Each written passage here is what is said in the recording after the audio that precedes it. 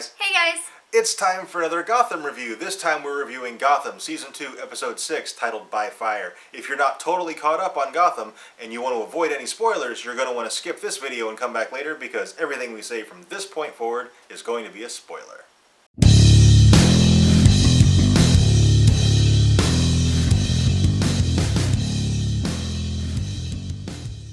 Okay, last week's episode of Gotham kind of underwhelmed, wasn't that great? Yeah. But this week's episode was awesome. It made up for it. Yeah, it was really good. It was really good. So right off the bat, Gordon's new squad, they are just like he was when he first got back to Gotham. Yeah, and Gordon is very, very similar to his partner. Yeah.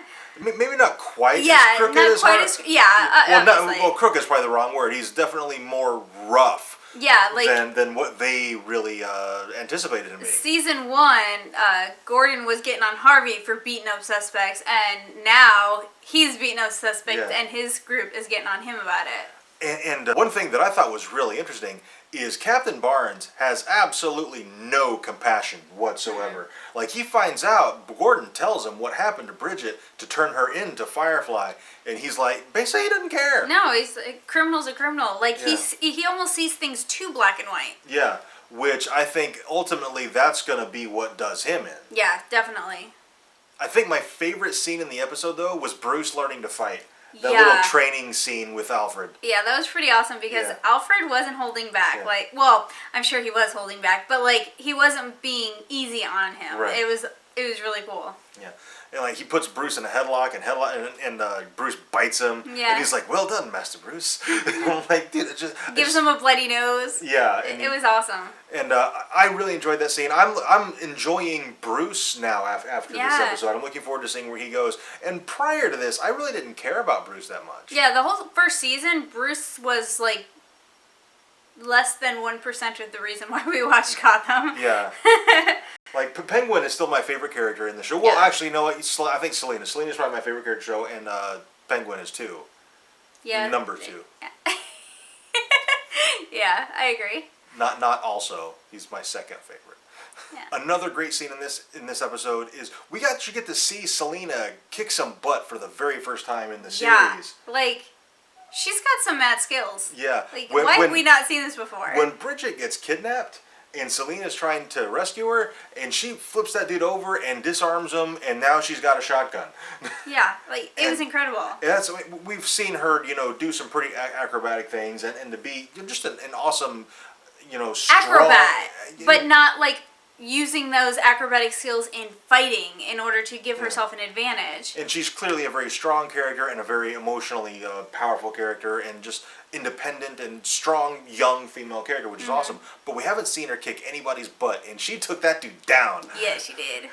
So when Bridget gets arrested, the public story is that she died from her burns, but they take her to Indian Hill, and I'm not familiar with what Indian Hill is. That's something I'm going to have to research because it's got to be something from the comics, somewhere where they keep superhumans or metahumans or whatever you want to call them. Yeah, and it sounds like they mistreats them there, like they do experiments and stuff.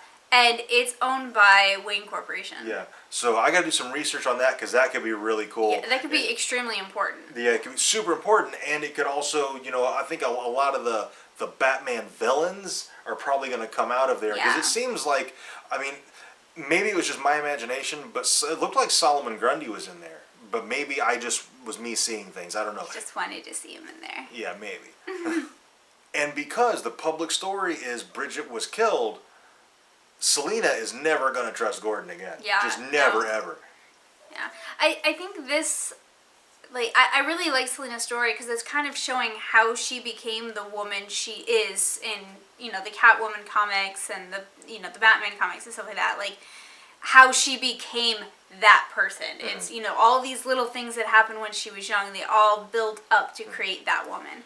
And finally, Edward Nygma. He kind of overplayed his hand a little bit with Kristen. I saw this coming. I was like, he's going to tell her because he thinks she's okay with it, and she's going to freak out, and he's going to have to kill her. And it actually didn't play out quite like that. He just accidentally killed her, but You know, she still died. Yeah, she still died. I really hope they show us what he does with her body because she's in his apartment. Yeah. And everybody knows they're dating. Yeah. So, and like I want to see how they incorporate her into his evil persona because I think she has something to do with it. I really liked Mrs. Kringle overall. Yeah, I know, me too. I'm sad to see that character go, but I wouldn't be surprised if we see her in his hallucinations. Yes. Okay, I think that's pretty much it for our Gotham review. If we missed anything we should have talked about that we didn't, let us know down in the comments and we can discuss it down there. Also, if you enjoyed this review, and we certainly hope you did, be sure to let us know by clicking the like button and subscribe for more reviews. And thank you very much for watching, and we'll see you next time.